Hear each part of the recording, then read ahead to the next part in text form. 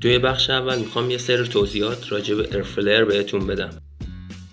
حرکتی که برای اولین بار توی برکینگ دیده شد سال 1984 توسط فردی فرش انجام شد که به استار ترک یا اکسل معروف بود.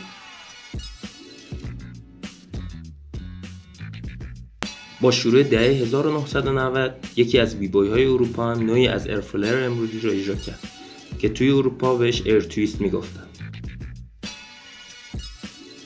همزمان با این بیبوی اروپایی ویدیویی از بیبوی آمریکایی به اسم ایزی راک از تیم راکستدی کرو دیده شد. همچنین خیلی نزدیک به این دو بیبوی توسط بیبوی های دیگه هم این حرکت انجام شد. بیبوی های از جمله بیبوی جزی جی از تیم رنگیت، بیبوی کوجو از تیم سول کنترل و بیبوی آیوان از تیم استایل الیمنتس.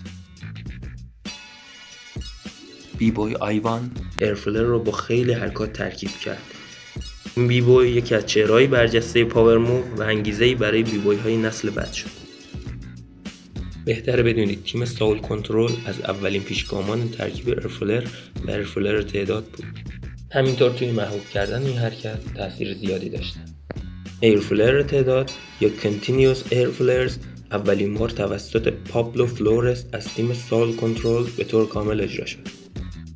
بیبوی های دهه 1990 از جمله موی و برادرش بوی از آمریکا، بینی از آلمان، رانی روین از آمریکا، استورم از آلمان، تافکید از سوئیس تأثیر زیادی در فراگیر شدن پاور موو به خصوص ایرفلر داشتند.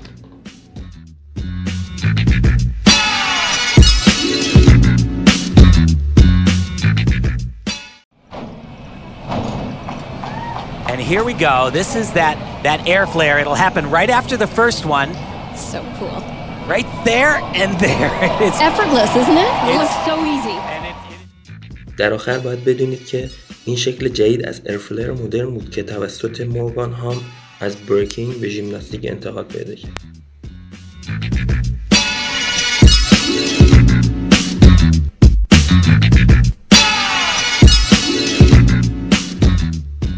برای تمرین راحت‌تر ایرفلر بهتر یه سری حرکات ساده‌تر رو به عنوان پیش زمینه تمرین کرده باشید. حرکتی مثل سوایپ که کمک میکنه چرخش کمر و دست‌ها رو یاد بگیریم. فلیر که به کنترل کمر و چرخش پاها روی حرکت ایرفلر کمک میکنه. پایک فریز روی دو دست که باعث میشه انعطاف پذیری کتف‌ها و همینطور کنترل روی دست‌ها بیشتر بشه. برای شروع حالت شنا یا پوشاپ میگیرید و با پرتاب دست از شونه بدن رو به سمت بالا و پشت هل میدید. حتما با پرتاب دست کمر رو هم به سمت بالا پرتاب کنید و سعی کنید تا جایی که میتونید پاهاتون رو صاف نگه دارید. مهمترین قسمت انتقال وزن از یک دست به دست دیگه است که این کار فقط با پرتاب بدن به سمت پشت انجام میشه.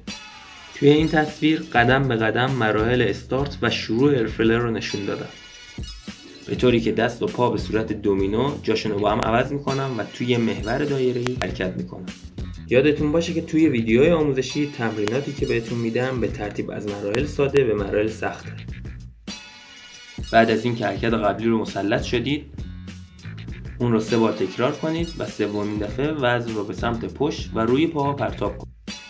با این حرکت بدون هیچ آسیب محور ایرفلر رو یاد میگیرید و ترسی که توی ذهنتون هست از بین میره. مرحله بعدی انجام حرکت قبل با پای صاف و سوار شدن روی یک پا. توی مرحله آخر به کمک سر دادن پاتون روی زمین ایرفلر رو ببرید روی پشت. بعد از مسلط تر شدن نیازی به سر دادن پا روی زمین نیست. اول میتونید ایرفلر رو ببرید وین میل، بعد از اون ایرفلر به فلر و در نهایت ایرفلر تعداد. یه سری حرکات تکمیلی مثل فلیر به ایرفلر و فلیر به ایرفلر تعداد بالا که سرعت پیشرفت رو بیشتر میکنه. 2 تا اشتباه بزرگ رو باید بهتون بگم. حواستون باشه که ایرفلر رو خیلی عمودی و بالانسی انجام ندید یا خیلی افقی و نزدیک به زمین. و در آخر باید بگم که هیچ روش مشخصی برای تمرین این حرکت وجود نداره و این ویدیو حاصل تجربه شخصی منه.